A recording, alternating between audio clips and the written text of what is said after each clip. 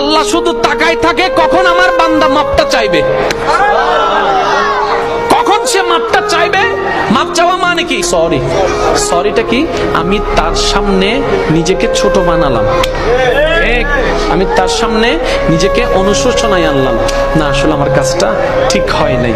এবার আপনি করে ফেলছেন জেনা, আপনি করে ফেলছেন বন্ধু বান্ধবী মিলে একটা অপকর্ম, আপনি করে ফেলছেন কোনো নেশা, আপনি করে ফেলছেন কোনো সুদ, আপনি করে ফেলছেন কোনো ঘুষ, আপনি করে ফেলছেন কোনো অন্যায়, আপনি করে ফেলছেন কোনো একটা কাজ যেটা করে আপনি গুনাহ করেছেন, আল্লাহকে কষ্ট দিয়েছেন, আল্লাহকে নারাজ করেছেন। এবার এত বছর পর আপনার মনের মধ্যে একটা অনুশোচনার বোধ জাগলো, আপনি শুধু মন থেকে বলবেন আল্লাহ মাফ করে দাও না, আল্লাহ মাফ করে দাও না, আমি চেষ্টা করব ভবিষ্যতে আমি এইরকম কাজ আর করব না। আপনি শুধু নরম সুরে একবার বলবেন, আল্লাহ পাক জানেন আপনি যখন এরকম করে চোখের পানি ছেড়ে ছেড়ে যখন আপনি তওবা করেন, তখন আল্লাহ পাক ফেরেশতাদেরকে ডাক দেয়, ফেরেশতাদেরকে ডেকে বলে, ও জিবরাইল দেখো না আমার বান্দা কত ছোট বাচ্চার মতো কান্না করছে, কিভাবে চোখের পানি ফেলছে, কত রং বেরঙের কোন সুন্দর নামে আমাকে ডাকছে, কখনো রহমান ডাকছে, কখনো রহিম ডাকছে, দেখো না তার ডাকের কত মায়া, দেখো না তার ডাকের কত ভালোবাসা, কত মায়া দিয়ে আমাকে ডাকছে। ও ফেরেশতা জিবরাইল তোমার কোনো গুনাহ নাই সেটা আমি জানি, কিন্তু কখনো আমার এই গুনাহগার বান্দার মতো করে কখনো আমাকে ডেকেছো,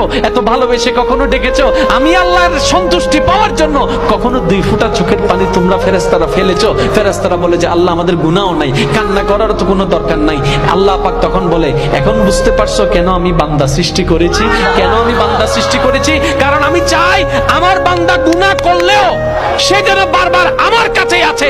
বান্দারে একবার শুধু তওবা কর মন থেকে, আমি তোর একটা তওবার কারণে 1000 গুনাহ মাফ করে দিতে পারি।